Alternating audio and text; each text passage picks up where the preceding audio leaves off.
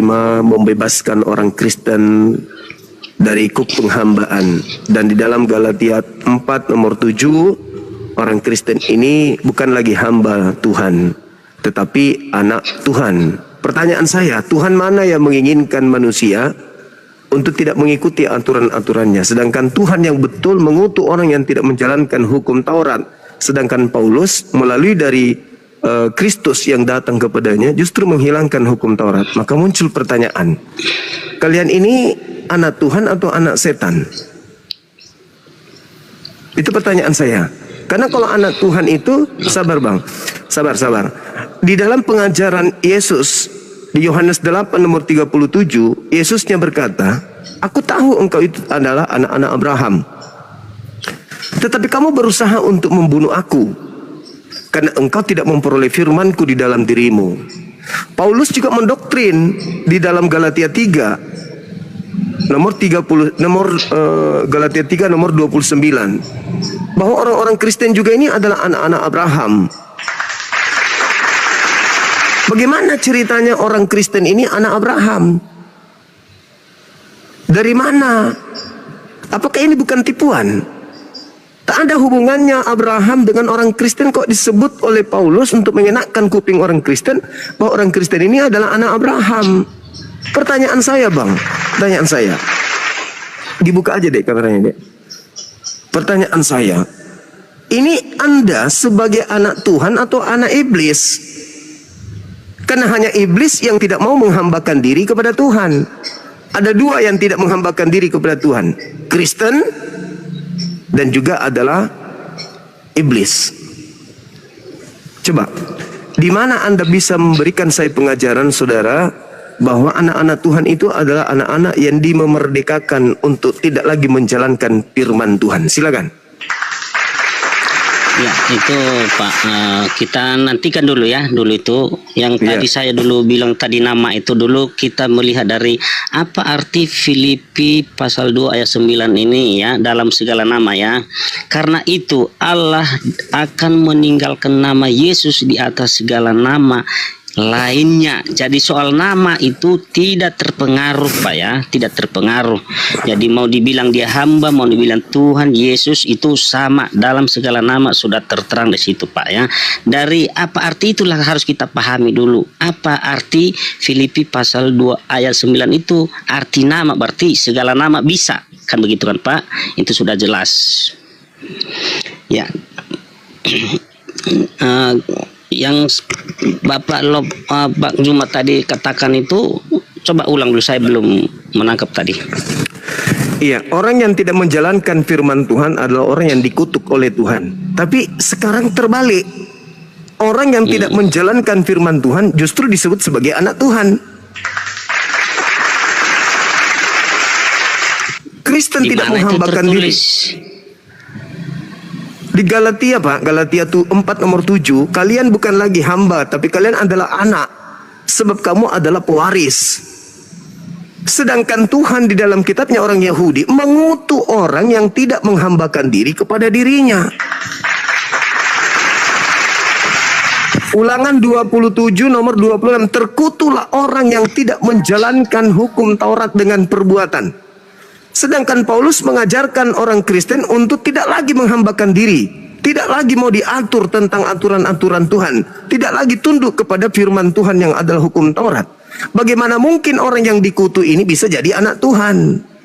Setahu saya yang dikutuk itu anak setan Pak. Ayo. Iya, menurut Bapak kan gitu kan. Menurut firman yang ada di dalam kitab saudara, bukan saya. Silakan. Iyalah. Oke. Yang kita kasihkan paparan di sini dia adalah dia berkata di sini Yohanes 15 ayat 13 sampai 17 ini ya Pak. Dia berkata di sini yang Bapak sampaikan itu dari 13 yang kita bahas ya dulu ya Pak. Gini, tidak ada kasih yang lebih besar daripada kasih seorang yang memberikan nyawanya untuk sahabat-sahabatnya. Kamu adalah sahabatku jikalau kamu berbuat apa yang telah kuperintahkan kepadamu. Aku tidak menyebut kamu lagi hamba, ya, sebab hamba tidak tahu apa yang telah diperbuat oleh tuannya. Tetapi aku menyebut kamu sahabat karena aku telah memberitahukan kepadamu segala sesuatu yang telah kudengar dari Bapakku. Ya, ayat 16-nya. Bukan kamu memilih aku, bukan saya yang memilih Tuhan itu lagi, ya. Bukan saya yang memilih Tuhan itu lagi, ya, tetapi dialah memilih kita. Tetapi akulah yang memilih kamu, dan aku telah menetapkan kamu supaya kamu pergi dan menghasilkan buah, ya, menghasilkan buah, dan buahmu itu tetap, supaya apa yang kamu minta dari Bapa atas namaku diberikannya kepadamu. Inilah perintahku kepadamu, kasihilah seorang akan yang lain. Inilah dia hasilnya. Bukan dalam arti dia itu lagi bukan hanya karena dia bukan lagi menyebut hamba, atau dia sudah menjadi anak Tuhan. Jadi bagi yang tidak menuruti taatan Tuhan itu, pekerjaan-pekerjaan Tuhan itu, itulah dia orang-orang yang tidak percaya, yang tidak menghasilkan buah, Pak. Gitu. Oke, Pak, kalau berbicara tentang ajaran Yesus, endingnya itu Yesus mengajarkan apapun, tetap saja Yesus mengajarkan murid-muridnya itu untuk kasih kepada Tuhan. Kasih kepada Tuhan itu adalah mentaati firman Tuhan. Bukan melanggar firman Tuhan yang disebut kasih. Kasih itu mentaati. Kasih itu mentaati, intim kepada Tuhan dengan cara menjalankan segala perintah Tuhan.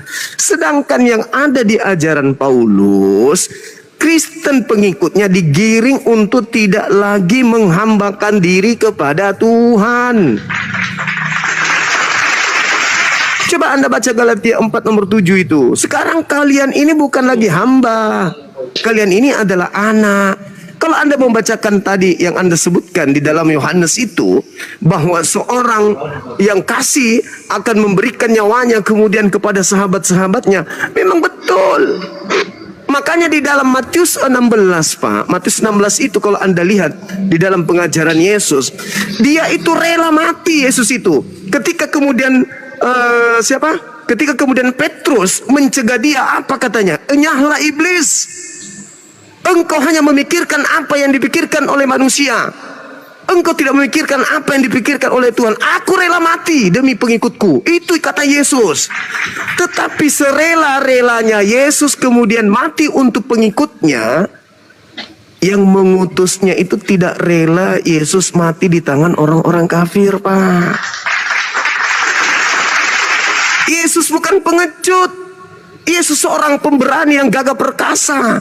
Dia datang melawan dan bahkan menyerahkan nyawanya untuk pengikut-pengikutnya. Tetapi ketika dia terancam untuk dibunuh, Tuhan yang mengutusnya menyelamatkan dirinya. Makanya Yesus mengatakan di dalam Matius 16, Anda baca di sana di nomor 24, enyahlah di data nomor 23, enyahlah engkau iblis. Karena engkau hanya memikirkan apa yang dipikirkan oleh manusia. Engkau tidak memikirkan apa yang dipikirkan Tuhan. Apa yang dipikirkan Tuhan? Aku tidak akan meninggalkan orang yang aku kasihi. Aku akan menggantikan pengkhianat. Aku akan menjadikan orang benar selamat. Aku akan mengasihi dan tidak akan pernah membiarkan dia seorang diri. Jadi Yesus itu berani. Kenapa? Backingannya dia pencipta langit dan bumi. Jangan Anda mengatakan dia menyerahkan nyawanya betul-betul seperti yang Anda inginkan. Bukan begitu, Pak. Sekarang sudah tahu ada gitu ya kan? Apanya? Maksudnya apa, Pak? Sekarang yang itu bahwasanya dia itu adalah bersama-sama kekuatannya, keilahiannya berada di situ kan? Gitulah jelas. Jelas Anda kan? Salah. Mungkin inilah kalau bukan dia, mungkin jadi inilah siapa yang manusia menjalani seperti itu, Pak? Inilah Anda. Anda menggabungkan dua Kristus. Kristus yang Anda sembah memang mati untuk Anda. Tapi anak Maria tidak mati. Dia adalah Kristus yang tidak mati. Sehingga dengan adanya Kristus yang mengaku-ngaku Yesus, Anda bukan lagi menghambakan diri kepada Tuhan, tetapi Anda menghambakan diri kepada hantu. Itu fakta. Sekarang saya tanya nih. Sekarang saya tanya. Kita untuk buktikan itu sesederhananya. Siapa yang mengajarkan kalian untuk meninggalkan hukum Taurat? Tuhan atau hantu? Itu aja dulu. Udah, gini dulu Pak ya, jangan lu sampai ke situ dulu. Ini dulu. Oh, itu dulu. Tadi bilang manusia, tadi bilang manusia ya kan. Karena ini apa? Tadi bilang Karena manusia. hanya iblis yang membantah firman Tuhan, Pak. Ya justru Sekarang itu, makanya tidak percaya kita itu sama iblis. Sekarang kalau Anda tidak percaya kepada iblis, siapa yang membebaskan Anda dari menghambakan diri kepada Tuhan? Yesus. Di mana Yesus mengajarkan untuk membebaskan pengikutnya menghambakan diri? Itu ya. Iya, silakan. Memang Pak Cuma ini memang kalau dalam isi Alkitab memang jago, tapi dalam kitabnya sendiri tidak bisa disampaikan. Jangan menangis, Pak. Jangan kesana dulu. Jangan menangis. Itulah yang harus Jangan kita menangis, Pak, perjuangkan supaya itu harus kita cerdas memberikan kepada orang banyak. Gitu. Pak, jangan nangis, Pak. Jangan nangis. Ini Ya, pertanyaan nangis, saya loh. Pak, bukan nangis. Anda memfitnah Yesus kalau Yesus membebaskan pengikutnya untuk menghambakan diri kepada Tuhan. Yang Anda maksud Yesus itu iblis yang membebaskan manusia dari perintah Tuhan. Itu iblis yang datang kepada Paulus. Karena hanya iblis yang menginginkan manusia tidak taat kepada Tuhan. Hanya iblis, Pak. Pura-pura ngaku Yesus. Itu makanya tadi kita bilang, Pak, itu kan iblis ingin menguasai Yesus itu menjadi dia yang berkuasa, padahal nggak bisa dikuasai. Ya, nggak bisa. Yesus yang lebih berkuasa, baik di sekarang, atas langit maupun di bawah langit, maupun orang mati maupun yang hidup, kan gitu, Pak. Baik. Saya kembalikan ucapan Anda ini yang terakhir. Lalu siapa yang menerima kuasa setelah dia keluar dari kubur? Kepada aku telah diberi kuasa. Itu siapa? Ayo, jujur. Iya, kepada dirinya. Dirinya itu dalam satu apa? Semua dari dirinya. Tadi Anda mengatakan Yesus tidak menerima kuasa karena dia adalah sang penguasa itu sendiri. Pertanyaan saya, lalu siapa yang keluar dari kubur? Kepadaku telah diberi kuasa. Itu siapa, Bang? Iya, itu kepada dirinya sendiri, itu kuasanya. Dia yang berkuasa. Tadi kan sudah saya bilang. Anda mengatakan dia tidak menerima kuasa. Menjadi manusia. Anda mengatakan dia tidak menerima kuasa. Anda mengatakan dia tidak menerima kuasa. Sekarang kok tiba-tiba dia menerima kuasa? Siapa ini? Siapa manusia yang keluar dari kubur menerima kuasa ini? Udah satunya semua di situ, Pak. Kalau memang nggak percaya itu terserah itu. Bukan masalah kita terserah, ini edukasi. Ini edukasi. Berarti, Pak, kesimpulannya, saudara, kesimpulannya, kalau ternyata yang keluar dari kubur ini bukan Yesus dan Anda percaya kepada dia, berarti inilah yang Yesus sampaikan di dalam Yohanes 12 nomor 30, bahwasanya iblis telah dilemparkan keluar. Keluar dari mana? Keluar dari kubur. Berarti yang keluar dari kubur mengaku kepada aku telah diberi kuasa itu bukan Yesus ada Maria, tapi Yesus lain. Ada satu pertanyaan dulu sama Pak Juma, saya tanya dulu ya. Itu iya, silakan. Mungkin karena tentang Yesus tidak dipercayakan begitu kan, bahwa dia adalah Allah. Saya percaya Yesus itu adalah utusan Tuhan, sedangkan Yesus yang mengaku Tuhan itu, yang ingin menyamai Tuhan itu adalah Yesus Anda yang keluar dari kubur. Beda. Yesus kita beda, Bang. Yesus kita beda. Yesus kami adalah anak Maria, sedangkan Anda, Yesus Anda itu adalah Kristus yang mengajarkan kalian jangan menghamba diri lagi kepada Tuhan. Itulah Yesus kita beda. Iya. Yang saya pertanyakan di sini, Pak, kenapa itu Yesus bisa dipercaya oleh Kristen? Karena Yesus sudah menubuatkan. Dengar bang, dengar. Anda bertanya, saya jawab.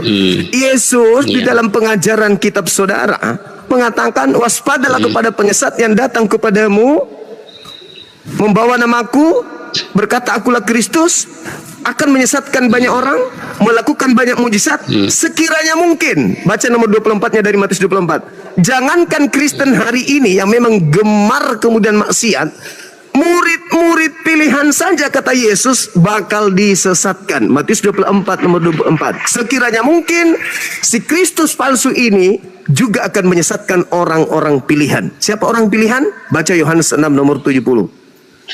Orang-orang pilihan itu adalah murid-murid Yesus, Bani Israel. Kalau Bani Israel murid Yesus aja bisa disesatkan, apalagi ente yang memang sudah gemar kepada kemaksiatan. Betul Pak? Oke. Itu kan berarti menurut Bapak ya seperti itu pertanyaan. Tentunya kita pagi ini kalau memang itu Kristen salah, kenapa orang banyak memilih Tuhan Yesus itu? Saudara, Yesus menubuatkan waspadalah kepada penyesat. Ini nasihat Yesus kepada muridnya yang Bani Israel. Waspadalah kepada penyesat yang datang kepadamu dengan memakai namaku dan berkata akulah Kristus. Mereka akan menyesatkan banyak orang. Iya. Berarti maksud Bapak orang yang berarti yang mengikuti Yesus ini berarti orang bodoh lah gitu semua ya? Orang yang disesatkan oleh Kristus palsu. Orang yang disesatkan gitulah ya. Siapa yang mau orang disesatkan? Ya orang Siapa Kristen yang mau lah. orang disesatkan coba? Orang Kristen, mari saya buktikan. Oh gitu. Jadi saya buktikan. gini dengar dulu Pak. Oke, Dengar silakan. dulu. Kenapa Silakan. orang mendukung disesatkan kan gitu? Kenapa orang mau disesatkan kalau memang itu salah? Saudara, makanya saya bilang, mari saya buktikan. Ketika Yesus berkata di dalam Matius 24, jika ada orang berkata ada Mesias di gurun, ada Mesias di bilik, apa perintah Yesus? Jangan percaya. Pertanyaan saya nih, ketika Paulus datang mengaku bertemu dengan Kristus di gurun, perintah Yesusnya percaya atau jangan percaya, Pak? Bagaimana? Nah, itu kan. Lihatlah Pak, lihat. Anda jawab sendiri, lihat keadaan Bapak ini. Iya, lihat apa? Ketika Yesus berkata, apabila ada orang berkata Mesias ada di sini, Mesias ada di sana, jangan kamu percaya. Camkanlah, aku telah mengatakannya kepadamu terlebih dahulu. Jika ada orang berkata ada Kristus di padang gurun, ada Kristus dalam bilik rahasia, jangan kamu percaya. Itu nasihat Yesus kepada Bani Israel. Nah, tahun 50 Paulus mengaku bertemu dengan Kristus di padang gurun. Perintah Yesus kepada muridnya, percaya atau jangan percaya? Ketika Paulus mengaku bertemu dengan Kristus, perintah Yesusnya percaya atau jangan percaya? Percaya. Nah, tuh, tengoklah. Dari pernyataan Bang Juma ini inilah jawabannya. Tepuk tangan teman-teman. Dari pernyataan Bang Juma bilang Mesias ada di sini, ada di sini. Itu jangan kalau dari makna dari perkataan ada Mesias di sana, ada Mesias di sini. Dari makna itu apa tujuan coba? Yesus mengatakan jangan kamu percaya. Kenapa Anda mengatakan percaya? Ayo. Iya, dari makna itu hasil yang kita ambil dari makna, bukan dari makna. Yesus yang mengajarkan percaya. Percaya atau jangan percaya? Tunggu dulu. Maknanya kita ambil. Kok Yesus tidak menjelaskan itu? Yesus mengatakan ya, percaya. Ada jawabannya. Makna itu nanti kita ambil. Saudara, nanti jawaban kapan? Anda itu, saudara, jawaban Anda itu. Jawaban Anda itu Anda simpan. Nanti setelah ketemu Yesus baru Anda jelaskan. Kenapa saya percaya? Iya. Nah, nanti kau tanya sama Yesus. Ketika Yesus mengatakan, kenapa kamu percaya? Enyahlah daripadaku. Kalian semua adalah pembuat kejahatan. Baru Anda jelaskan. Oh, saya percaya karena ajaran Paulus itu enak. Kami tidak menghambakan diri lagi kepada Tuhan. Kami bebas. Makan apapun boleh. Minum apapun boleh. Mau ngapain aja boleh. Kami bukan lagi hamba. Kami adalah anak. Katakan itu kepada Yesus nanti kalau udah ketemu. Karena Yesus jelas mengatakan, jadi apabila ada orang berkata ada Mesias di sini, ada Mesias di sana, jangan kamu percaya. Ketika Paulus datang mengaku bertemu dengan Kristus di padang gurun, nasihat Yesusnya nih, percaya atau jangan percaya?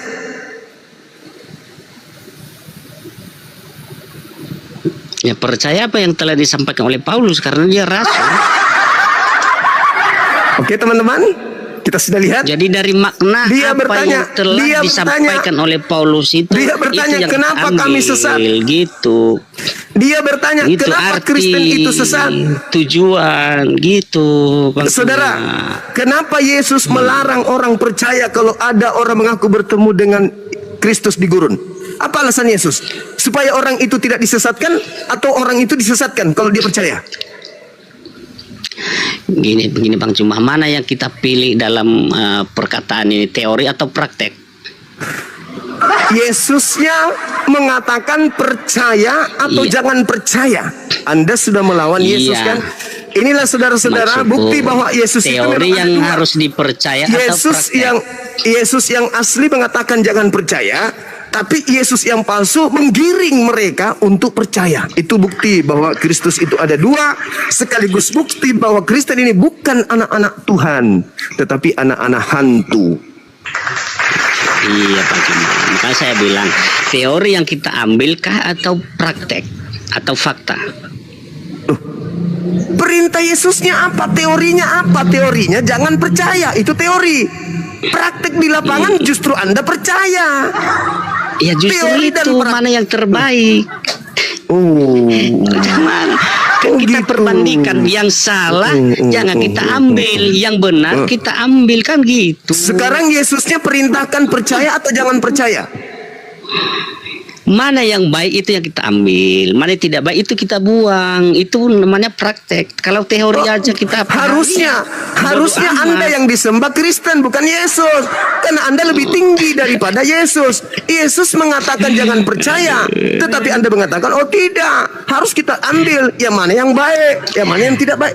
Anda lah yang harusnya dituhankan Iya, oleh Kristen, bukan Yesus. Iya, kan itu yang tadi kita bilang. Kalau memang itu pelajaran itu salah, berarti ya ngapain diikutin orang. Tapi kalau itu benar pasti diikutin lah. Makanya kita bilang tadi, siapa yang banyak mengikuti yang kebenaran itu, siapa yang disesatkan gitunya. Yang benar udah jelas seluruh dunia mengakui Yesus adalah penyelamat. Tapi Abang cuma tidak percaya. Kan buktinya praktek di lapangan ya benar. Lebih banyak memilih Kristen karena kebenaran keselamatan. Coba siapa di dunia ini yang lebih memilih yang tidak baik, siapa? Oke, baik. Oke. Anggaplah kebohongan Anda ini betul. Atau ketololan Anda ini benar. Sekarang tolong Iya, nggak buktikan apa-apa. kepada saya. Memang nggak apa-apa, saya bicara sesuai dengan yang fakta, Pak. Saya bukan pembohong. Iya, terus Jadi aja. pertanyaan saya, saudara, kalau bukan Kristen yang banyak yang disesatkan oleh Kristus palsu ini, lalu siapa? Siapa orang banyak yang telah disesatkan oleh Kristus palsu kalau bukan Kristen? Jawab. Orang yang percaya memilih apa yang telah disampaikan Paulus dengan kebenaran. Yang salah itu dibuang, gitu Bang Cuma. Saudara, Anda lupa bawa otak kayaknya naik ke sini. Iya, Yesus berkata, penyesat yang mengaku bernama Yesus Kristus itu akan menyesatkan banyak orang. Dan Anda membantah ajaran Yesus sehingga Anda mengatakan Kristen banyak. Kristen itu banyak. Orang percaya kepada Kristus itu juru selamat banyak. Oke, anggaplah ketololan ini adalah sebuah keniscayaan untuk menjadi benar. Pertanyaan saya, kalau bukan Kristen yang banyak ini yang disesatkan oleh Kristus palsu tersebut, lalu mana kelompok banyak yang disesatkan oleh Kristus palsu ini? Kalau bukan Kristen. Jadi buktikan Bang Cuma, mana yang di luar Kristen itu yang membuktikan kebenaran itu? Iya, bukan. Pengikut Kristus palsu yang banyak selain Kristen itu siapa? Ya pengikut yang baik itu yang mana? Coba tunjukkan Bang. Bukan masalah di luar Kristen. ini, kita sudah tinggalkan level itu. Sekarang kita mengakui, sepakat untuk menjadi tolol sementara ini. Oke lah, bukan Kristen yang sesat. Kalau begitu, siapa orang sesat sebagai pengikut Kristus yang diusir oleh Yesus? Enyahlah daripadaku, kalian semua adalah pembuat kejahatan. Mereka berkata, bukankah kami bernubuat, mengusir setan, bermujizat pakai namamu? Kata Yesus, pergi, enyahlah daripadaku, kalian semua adalah pembuat kejahatan. Itu siapa itu, Pak? Kalau bukan Kristen itu siapa? Antikristus, orang-orang antikristus. Antikristus mengusir setan pakai nama Yesus gitu. Ya iyalah, orang nama Yesus yang lebih termewah, maka dipakai sama mereka. Nah, itu orang-orang yang tidak percaya kepada Yesus, itulah orang-orang yang iblis. Yang memakai nama Yesus mengusir setan. Ya itu orang-orang Coba iblis. Siapa salah satunya? Maksudnya siapa? Apakah tokoh Islam, apakah tokoh Hindu atau Buddha atau ateis? Ya mengusir setan tanya tapi aku. dia antikristus. Lah, Ketanya aku itu. Bang Juba katanya itu ya tidak disebut nama golongan. saya Itu mau kan tanya dulu. sebagian orang antikristus. saya mau tanya, Hingga percaya. pendidikan Anda di Kristen ini apa? Ya kok sama Anda seorang pendeta? pribadi Bang Cuma. Nggak, saya mau tanya dulu. Bukan pendeta. Saya bukan Lalu pendeta. apa? Bukan pendeta. Ya, saya orang biasa. Orang biasa. Iya. Iya. Oke. Ya, jadi ini teman kita hanya orang biasa, dia bukan seorang pendeta dan sangat jelas sekali Anda nampak membantah ajaran Yesus dan perintah Yesus. Ketika Yesus mengatakan jangan percaya, Anda malah mengatakan percaya. Sekarang muncul pertanyaan, Anda ini anak Tuhan atau anak setan? Karena Anda Anak Tuhan membantah dong. anak Tuhan. Iyalah, Oke, anak Tuhan. Anak Tuhan itu sudah pasti Tuhan kan? Bukan dalam arti saya menjadi Tuhan. Tadi mengikuti kebenaran. Lalu apa? Mengikuti Apa artinya? kebenaran apa yang telah disampaikan oleh Tuhan Yesus. Yesus mengajarkan Keselamatan di dalam jangan kehidupan. percaya. Yesus mengajarkan jangan percaya. Ketika ada orang mengaku bertemu Mesias di gurun, Anda Iya, mengatakan Anda mengikuti. Anda mengikuti. Orang yang tidak dipercaya itu orang-orang yang menyesatkan ya kita jangan percaya kepada mereka. Kita kan harus mengetahui dengan apa yang saudara, yang benar atau tidak ya jangan kita ikuti gitu. Saudara, coba boleh nggak pakai ini dulu sebentar aja, boleh nggak? Yesus berkata kalau ada orang mengaku ada Mesias di gurun, percaya atau jangan percaya kata Yesus. Iya, yang saya bilang sama Bang Juma, orang-orang yang dikatakan itu Yesus, orang yang tidak percaya kepada Kristus, orang yang selalu melakukan hal-hal yang buruk, makanya dibilang jangan dengar apa kata-kata yang telah disampaikan itu.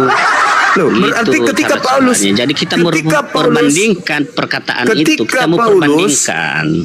Ketika Paulus mengaku bertemu dengan Kristus, pesan Yesus percaya atau jangan percaya?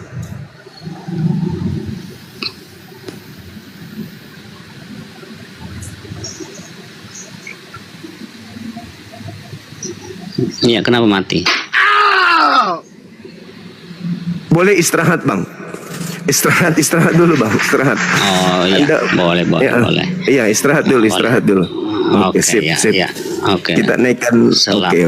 Selamat ya, selamat Bang Cuma, sehat-sehat selalu. Tuhan memberkati. Amin. Makasih, saudara. Kita naikkan saudara kita yang lain, Kristen yang lain.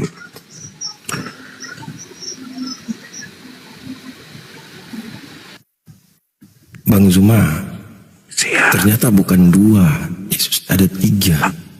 Banyak, Dinda. Mereka ini semua Mesias. Mereka ini Mesias semua. Mati Iya, Dinda. Coba dibuka di dalam 1 Yohanes 2 nomor 20. 1 Yohanes 2 nomor 27. Mereka semua ini adalah Mesias. Mereka itu siapa? Bunda? Kristen ini Mesias, orang yang diurapi. Baca 1 Yohanes 2 nomor 20. 1 Yohanes 2 20 saya bacakan ya. 1 Yohanes 2 20. Oke. Tetapi kamu telah beroleh pengurapan dari Yang Kudus, dan dengan demikian kamu semua mengetahuinya. Dia sudah diurapi? Sudah. Ya, berarti mereka adalah Mesias. Mati mak banyak kali.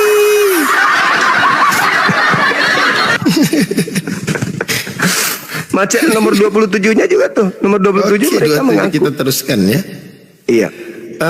Oke. Sebab di dalam diri kamu tetap ada pengurapan yang telah kamu terima daripadanya, nyahur besar. Karena itu tidak perlu kamu diajar oleh orang lain, tetapi sebagaimana pengurapannya mengajar kamu tentang segala sesuatu, dan pengajarannya itu benar, tidak dusta, dan sebagaimana ia dahulu telah mengajar kamu, demikianlah hendaknya kamu tetap tinggal di dalam dia. Nah, berarti mereka ini tidak perlu lagi kan? Karena mereka ini adalah Kristus. Nah, di mana dikatakan kemudian mereka ini adalah Kristus? Kristen ini adalah Kristus. Di Galatia 3 nomor 26. Coba dibuka. Kita ke sana, Galatia 3:26. Iya. Sebab kamu semua adalah, saya ulangi, sebab kamu semua adalah anak-anak Allah karena iman di dalam Yesus Kristus. Kristus. Amin. 27. Karena kamu semua yang dibaptis dalam Kristus telah mengenakan Kristus. Indo itu telah memakai Kristus. Mereka ini Kristus. Mereka Kristus Yang diurapi. yang diurapi. Mereka yang sudah dibaptis dalam nama Kristus, mereka ini telah memakai Kristus, memakai pakaian Kristus. Dalam bahasa Yunani endau, artinya memakai pakaian Kristus. Sekarang gini Dinda, kalau seorang polisi menggunakan seragam polisi, dalamnya juga polisi, asli kan? Ya. Kalau bukan polisi menggunakan seragam polisi, luarnya saja memakai pakaian polisi, asli nggak? Dia masuk kantor polisi juga tapi di penjara. Tetap dia kerja di polisi, di kantor polisi, cuman beda staf, ruangan beda gitu. Dia di dalam bilik rahasia TMO. Dalam bilik rahasia. Yang mengaku-ngaku. Ya. Aduh. Tidak Dito, assalamualaikum. Makanya mereka itu bukan lagi hamba. Yesus kan anak Tuhan, betul? Yesus Kristus anak Tuhan, betul? Mereka juga ikut-ikutan jadi anak Tuhan karena mereka juga adalah orang yang diurapi. Iya. Buktinya mereka bisa mengetahui isi hati Yesus. Coba aja tadi kata temanku, dia itu pendeta yang barusan. Kan perintahnya jangan percaya. Dia dengan mudahnya, tak ada rintangan, tak ada beban, membantah kemudian dengan mengatakan percaya, padahal Yesus mengatakan jangan percaya. Kenapa bisa demikian? Karena mereka merasa juga sebagai anak. Bukan cuma Yesus doang, dia juga anak dong. Jadi dia juga punya hak untuk berbicara karena mereka mengatakan Roh Kudus ada dalam diri mereka. Yesus mengaku dirinya dalam ada Roh Kudus kan? Ya. Mereka nggak mau ketinggalan, mereka juga punya Roh Kudus. Yesus mengaku anak Tuhan katanya kan? Mereka juga anak Tuhan. Yesus itu dari keturunan Abraham kan? Mereka juga mengaku keturunan Abraham. Saingan Mereka berarti ini, ya. iya. Mereka, Yesus ini ahli waris di atas tahta kerajaan. Mereka juga ahli waris. Itu Adinda. Jadi ya memang bagaimana mereka ini anak-anak Tuhan ini ya. Tapi Gurunda, bagaimana dengan dalil Al-Quran? Disebutkan dalam surah At-Taubah ayat 31. Iya. Ittakhadhu ahbarahum wa ruhbanahum arbaban min dunillah wal masih ibnu Maryam wa ma umiru illa liya'budu ilahan wahid la ilaha illa huwa subhanahu amma yusyrikun. Masya Allah. Mereka menjadikan orang-orang alimnya dan rahib-rahib mereka sebagai Tuhan selain Allah. Dan juga mereka mempertuhankan Al-Masih putra Maryam. Padahal mereka hanya disuruh menyembah Tuhan yang Esa. Tidak ada Tuhan yang berhak disembah, diibadahi selain Dia. Maha suci Allah dari apa yang mereka persekutukan. Nah, itu sinkron dengan yang diterangkan khotbah Petrus di mana di dalam Kisah para Rasul 2 nomor Rasul 2 nomor 14. 36. 36. Ya. Coba ya. Kisah para Rasul 2 36. Wah, ini pelajaran Injil gratis ini. Ayo rapat. Ayo merapat. Jadi seluruh kaum Israel harus tahu dengan pasti bahwa Elohim telah membuat Yesus yang kamu salibkan itu menjadi Tuhan dan Kristus.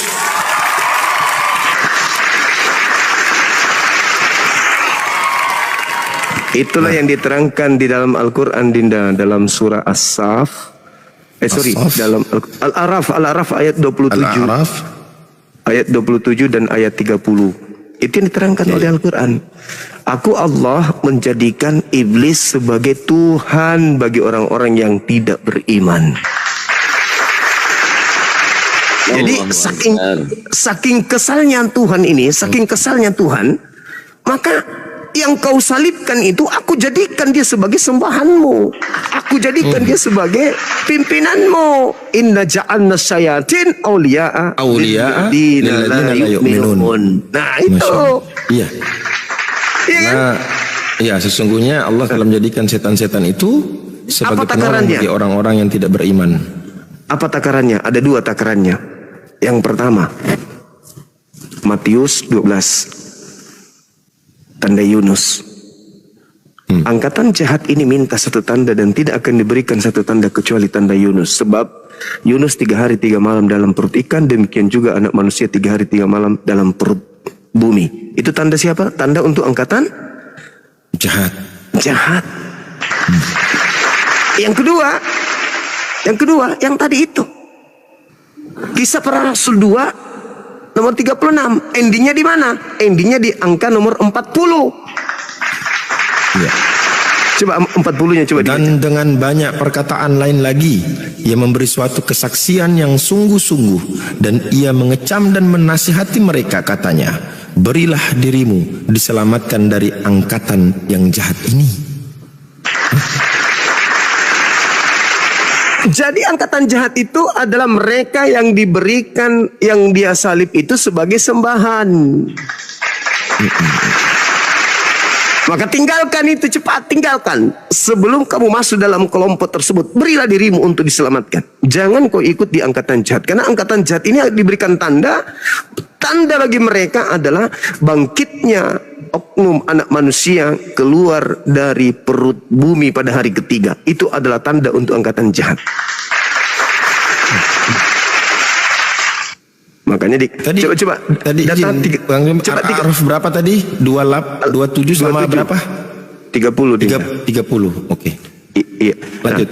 Apalagi Coba dilihat di Kisah Para Rasul 2 yang tadi itu nomor 31, 32 dengan 33. Oke. Apa yang dinubuatkan oleh Daud? Oke, saya bacakan. Karena itu, ia telah melihat ke depan dan telah berbicara tentang kebangkitan Mesias. Ketika ia mengatakan bahwa dia tidak ditinggalkan di dalam dunia orang mati dan bahwa dagingnya tidak mengalami kebinasaan. Yesus inilah yang dibangkitkan Elohim, dan tentang hal itu kami semua adalah saksi. Dan sesudah ia ditinggikan oleh tangan kanan Elohim dan menerima Roh Kudus yang dijanjikan itu, maka dicurahkannya apa yang kamu lihat dan dengar di sini. Terus Sebab bukan Daud yang naik ke sorga, malahan Daud sendiri berkata, Tuhan telah berfirman kepada Tuanku, duduklah di sebelah kananku sampai kubuat musuh-musuhmu menjadi tumpuan kakimu. Jadi terus seluruh kaum Israel harus tahu dengan pasti bahwa Elohim telah membuat Yesus yang kamu salibkan itu menjadi Tuhan dan Kristus. Daud bernubuat tentang Mesias. Mesias tidak mengalami kematian, jasadnya tidak mengalami kebinasaan. Betul? Betul. Dan Mesias ini tidak ditinggalkan di kubur. Betul? Betul. Tetapi tetapi dia diangkat oleh tangan kanan Elohim ke langit. Sedangkan sudah ada satu oknum yang disalib oleh mereka. Maka yang disalib ini dijadikan menjadi Tuhan dan Kristus bagi penyalib-penyalibnya.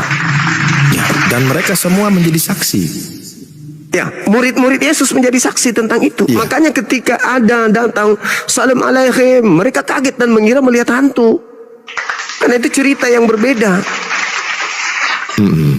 Sedangkan Kristus anak Maria itu di dalam Lukas 2:11 sudah Kristus dari sejak lahir. Sedangkan yang disalib ini disalib dulu baru dijadikan sebagai Kristus bagi mereka. Berarti ada dua Kristus. Ya, Kristus. Ya. Ya, Assalamualaikum warahmatullahi wabarakatuh. Waalaikumsalam warahmatullahi wabarakatuh. Ahlan wa sahlan. Alhamdulillah ana bi khair. Ahlan wa sahlan. Syukran. Bang Da, ini saya membawa salah satu calon mu'alaf. Ini di bawah sudah ada namanya Mas Jarjit. Beliau ready, KTP sudah di saya sudah share ke Akhi Ardiansa dan juga Bang Handi.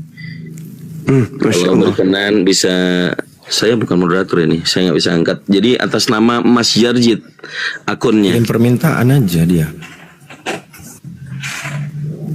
Sudah Bang, Kang Dito dia udah kirim permintaan naik. Sudah, informasinya sudah. Oh, sudah. Saya coba telepon lagi. Sudah.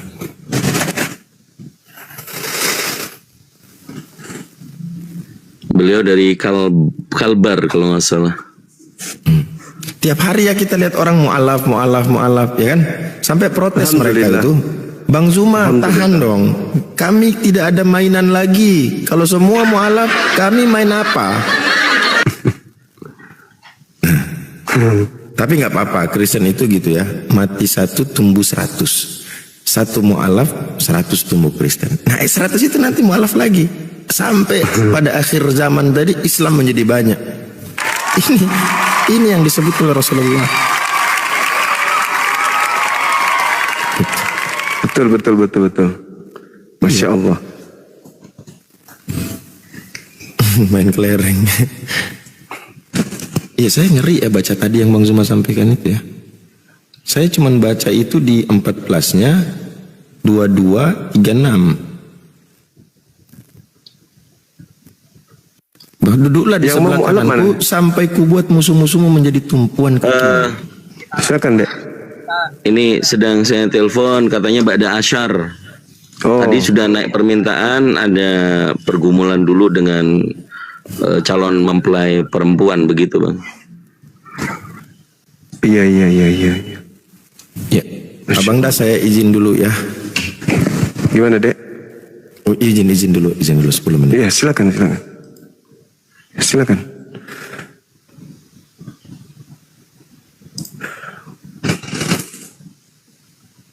Dinda Dito di mana ini? Saya di Bandung, Abang. Oh, lagi di Bandung. Enggak, maksudku lagi tempat kerja apa di rumah? Di rumah, Bang, di rumah. Di rumah. Tadi Dinda Ardiansa turun kok nggak naik lagi ya? Marahkah? Ini di sebelah saya masih ada ini. Ketiduran Gurunda, mohon maaf. Oh, tidur. Ketiduran Gurunda, mohon maaf. Lanjut. Oh gitu.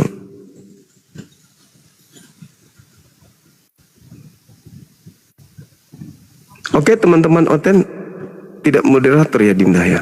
Tunggu ya. Iya. Assalamualaikum Kang Dito.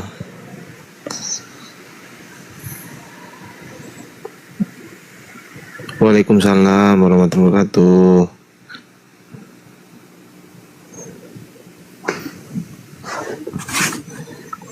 Oke, saya bantu naikkan orang Gurunda ya. Tapi lagi istirahat. Udah selesai, udah bangun sekarang. Tadi ketiduran barusan. Oh iya.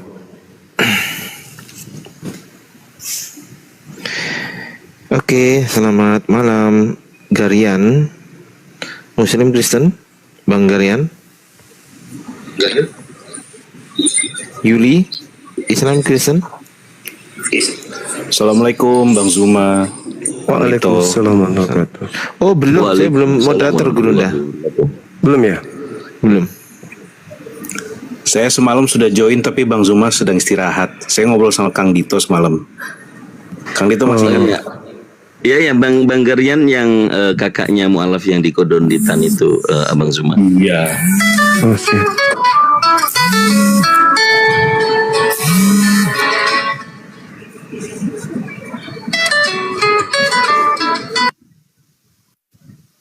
Bagi ada telepon Bang Gariannya.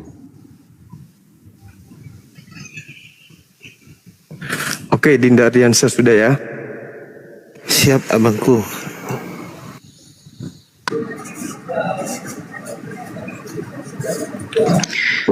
Ada telepon masuk. Iya, sebentar. Akhir Ardiansa udah saya WA ada KTP yang mau syahadat namanya Marianus ya. Oh, jadi yang syahadat KTP? Bukan, KTP-nya untuk kelengkapan administrasinya. Iya. Tadi katanya ada KTP yang mau syahadat. Siap Kang Dito, siap. Nanti Nomor WA sekalian ya, nomor WA. Iya, ini lagi saya kirim nomor WA-nya. Oke, siap. Gurunda berminat sama ini? Aduh, Ada yang berani sama saya? Enggak berminat. saya. Oke. Ya udah Kang Dito. biar Oke. jangan diturunkan, biar beliau Oh, lagi iya, nafsu siap. kali mau bicara. Siap. Ya Bang Gumasa, ayo mau lawan saya, berani nggak? Oh, sama. Dikumpulkan semua Muslim siang kasaraya saya hadapi. Itu kan udah dinaikkan sombong. Coba, mana pernah aku dikasih waktu 10 menit berhadapan sama Juma? 10 menit ngapain? 10 menit ngapain Oke, saya tanya kau? gini ya. Kalau kalian waras, berapa banyakkah pemimpin-pemimpinmu di semesta ini? Itu aja yang dibahas. Kalau nggak pemimpin, pejabat Ya, Mas- surga, itu aja. Masalahnya kita diajak menjadi bukan manusia, masalahnya diskusi sama dia ini. Jadi setiap makhluk waras akan mengakui ada banyak junjungan atau pemimpin atau Tuhan terhadap dirinya. Oke, junjungan itu apa menurutmu? Junjungan pimpinan Pimpinan itu apa? yang ditaati, Ya, yang ditaati itu artinya ya Tuhan. apa? Yang ditaati ya pimpinan, apalagi mau masuk. Enggak, pertanyaan saya, yang ditaati itu apa? Setiap pimpinan harus ditaati. Bukan itu pertanyaan saya. Maksudnya yang ditaati itu apa gitu loh. Ya, apa saja yang ditaati itulah pimpinan. Oh, apa saja termasuk mobil, Jadi motor ada gitu. junjungan yang di dunia Tuhan, ada junjungan yang di surga Tuhan. Ah, itu barusan Jadi tuh kata ada siapa junjungan tuh? di dunia, junjungan tertinggi atau Tuhan tertinggi. Biasanya Ya, junjungan tertinggi itu di dunia apa? adalah pejabat negara tertinggi. Gantian ngomongnya. Junjungan itu apa? Pimpinan, Ah, atasan. pimpinan itu apa? Ini pura-pura atau pura-pura ini? Loh, enggak serius. Definisi pimpinan itu apa gitu loh? Yang memimpin. Jadi pimpinan saya ya, yang saya taati. Siapa? Ada banyak. Dalam hal apa? Siapa dulu? Contoh, orang tua saya adalah pimpinan saya. Oke, itu orang tua, ada lagi? Para pejabat negara adalah pimpinan saya. Siapa aja? Mulai dari Kepling, camat, lurah, semacam gubernur, presiden, menteri. Oke, terus siapa lagi? Itu kalau di dunia. Iya, dunia dulu. Siapa lagi? Dunia dulu. Dan lain lah seterus masa. Ini mau serius diskusi atau kayak mana nih? Loh, ini serius ini. Saya ngomong kok. Ya udah itu aja contohnya. Apalagi maksudnya apa? Jangan, saya pengen tahu semuanya. Siapa lagi? Ya itu aja dulu yang saya tahu. Oh, berarti kamu nggak tahu yang lain. Ya. Berarti Tuhan bukan pimpinan ya di dunia ya? Yang di dunia Tuhan. Loh, lah iya bukan pimpinan berarti Tuhan. Jadi kalau di sorga, Enggak, saya nggak ada Namanya- dua surga, dunia. ya yang di dunia namanya Tuhan. Yang di surga namanya Tuhan. Berarti kesimpulannya bedanya sama. Jadi kalau Ya. Tuhan sangat-sangat Tuhan. Jadi setiap pejabat surga pasti sangat-sangat Tuhan, sangat-sangat pemimpin bagi saya. Masya Allah, sangat luar biasa pemaparan dari kedua belah pihak, sehingga membuat dialog ini semakin lebih menarik. Sahabat beriman yang dimuliakan Allah, tetaplah di channel ini, dan mari kita lanjutkan kembali. Selamat mendengarkan. Oke, berarti kesimpulannya Tuhan itu tidak ada di dunia gitu menurutmu? Iyalah, setiap hanya jadi Tuhan adalah Tuhan yang mulia atau yang sangat-sangat suci. Yang mulia itu apa maksudnya? Yang mulia Tuhan. Kalau yang di pengadilan dipanggil yang mulia itu? Tuhan. Oh, berarti itu Tuhan? Bukan. Terus apa? Hanya yang bertahta di surga lah, atau hanya yang berjabat di surga lah yang Tuhan. Siapa maksudnya itu? Tuhan, ya para pejabat surga. Siapa namanya? Tidak kasih tahu namanya, tapi siapakah pejabat surga? Siapakah para pejabat surga itu harus kutanya. Oke, jabatannya apa aja? Nah, para pejabat surga yaitu apa jabatannya? Yahweh Sang Maha Pencipta, dia adalah pejabat surga tertinggi. Itu jabatan apa itu? Pejabat surga tertinggi. Namanya pejabat surga. Lah iya, pejabat surga itu kan harus ada jabatannya apa? Misal gini, pejabat dunia, pejabat negara tertinggi namanya presiden, kan gitu. Jadi Yahweh Sang Maha Pencipta, dialah pemimpin tertinggi. Loh, gini loh, Gu Masak, dengerin, ngomongnya gantian. Kalau di dunia kan pejabat apa namanya, negara tertinggi presiden namanya. Nah, kalau di surga pejabat surga tertinggi apa namanya? Tuhan tertinggi. Loh, saya nggak tanya Tuhan, pejabat. Iya, Tuhan artinya pejabat. Oh, berarti Tuhan pejabat. Sebutannya apa? Pejabat Tuhan tertinggi itu di surga apa sebutannya? Yahweh.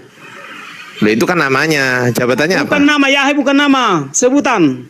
Sebutan apa? Sebutan untuk menyebut apa? Pejabat surga tertinggi. Iya, pejabat surga itu namanya siapa? Dia nggak pernah memberitahu nama.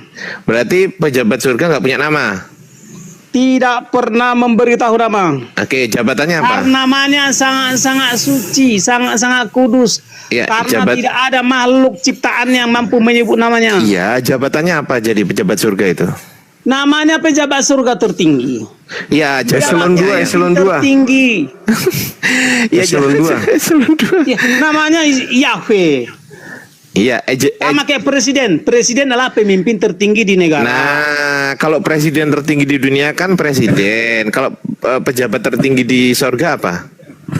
Yahweh namanya istilahnya. Yahweh itu apa?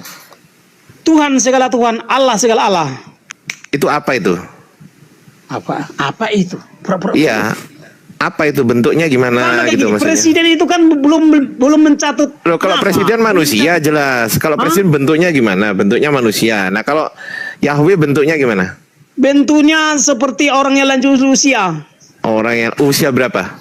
Lanjut usia. Nggak tahu usia berapa. Tapi usia gambarannya seperti gambarannya orang yang lanjut usia. Usia berapa? Saya nggak tahu berapa. Cowok apa cewek? Saya nggak tahu. Loh, cewek gimana sih? Katanya yang digambarkan di Bibel itu, yang itu gambarannya yang lanjut usia. Oke, selanjut apa usianya? Saya nggak tahu. Oke, seusia apa lanjutnya? Saya nggak tahu. Apa yang kamu tahu lalu? Berapa kali hanya di sekitar situ otaknya. Jadi gini. Dalam saya kembalikan Gurunda. Silakan Gurunda. Nggak bisa. Otaknya robek soalnya deh. Sang Maha Pencipta itu adalah satu-satunya makhluk yang paling Allah.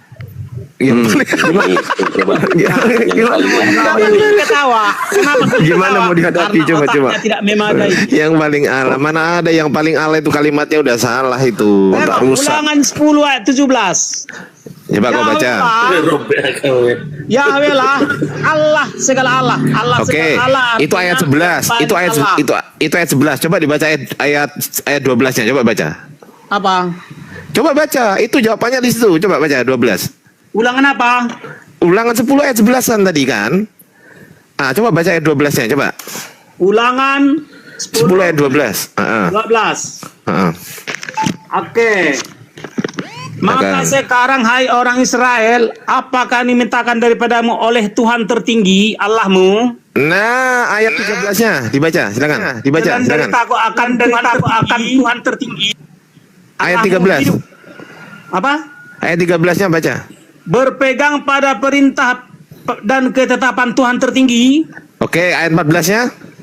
Sesungguhnya Tuhan tertinggi, Terus.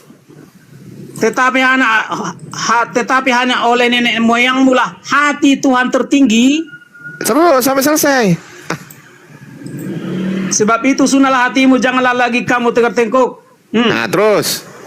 Sebab Tuhan tertinggi, dialah Allahmu, Allah segala Allah, Tuhan segala Tuhan. Oke, ayat 15. Tetapi hanya oleh nenek moyangmu lah hati Tuhan tertinggi terpikat. Kok gitu? Nggak ada kayak gitu. Nggak ada kayak gitu. Tuhan Nenekmu besar kiper. artinya besar, Tuhan besar artinya Tuhan. Ngarang aja, nggak ada. Ayatnya bukan itu. Ayatnya Ya, bukan itu. jadi Tuhan Nenekmu besar artinya Tuhan besar artinya Tuhan tertinggi. Mental-mental nih Kang Dito nih suaranya. Jadi nggak dibaca ayatnya tadi, belum selesai. Nah, Ayatnya dibaca dulu. Tuhan yang huruf besar semua. Ya, tulisannya itu artinya Tuhan tertinggi ya. Oh, berarti Tuhan ada huruf. Itu pemaknaannya. Oh, gitu. Jadi pejabat di sorga jadi, itu huruf ya. bentuknya. Jadi di surga ada banyak Tuhan, dipimpin oleh Tuhan tertinggi. Itulah Siapa Yahweh. itu? Siapa itu? Itulah yang diistilahkan dengan Yahweh. Ya berarti itulah yang Tuhan huruf besar semua gitu. Ah ya. Oh, berarti Tuhanmu huruf. Itu kan pengistilahan. Loh, katanya huruf besar, huruf. Tuhan huruf besar tadi katanya. Gimana saya bilang Tuhanmu adalah huruf. Loh, kau mengatakan Tuhan huruf besar semua gitu katanya. Tuhan, tulisan Tuhan yang huruf besar. Berarti Maknanya adalah pemimpin tertinggi di sorga atau Nah, Tuhan itu tulisan- tertinggi di sorga. ya itu tulisan Tuhan huruf besar semua nggak itu? Iya. Berarti tulisan Tuhanmu dong. Kita kan sedang membaca. Loh lah iya huruf kan? Ini bukan bodoh. Ayo mau bodoh-bodohan sama saya, ayo. Ya dadah. Oke. Artinya Ayo. gini, yang bisa kita simpulkan, yang disembah oleh Muhammad pasti bukan yang disembah oleh Tuhan Yesus. Dah terserah, kau turun, pusing, lanjut yang lain. Alhamdulillahirrabbilalamin. Demikianlah dialog ilmiah antar lintas agama. Tentunya banyak sekali ilmu, hikmah, dan manfaat yang bisa kita jadikan pelajaran dalam kehidupan kita sehari-hari. Sahabat beriman yang dimuliakan Allah, terima kasih banyak sudah menyimak video ini sampai selesai. Doa dan harapan saya semoga sahabat semua selalu diberikan kesehatan, dimudahkan segala urusannya, dan dilancarkan rezekinya. Amin ya robbal alamin. Demikian yang dapat saya bagikan, kurang lebihnya mohon maaf. Sampai bertemu lagi di video berikutnya. Wabillahi taufiq wal hidayah. Wassalamualaikum warahmatullahi wabarakatuh.